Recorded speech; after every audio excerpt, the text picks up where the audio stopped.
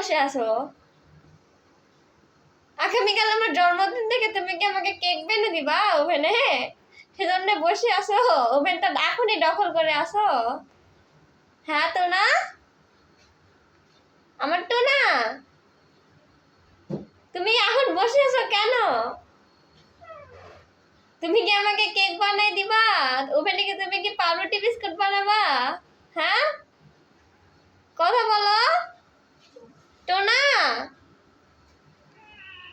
সত্যি? ওভেনের উপর দুষ্টু বসে আছে। আইটো না, এখনই আগে থেকে ওভেনটা দখল করে আছে। আজকে থেকে ওভেনটা দখল করে আসো, কালকে আমাকে বিস্কুট পাউরুটি কেক বানাই দিবা দেখে। সত্যি? এদিকে তাকাও।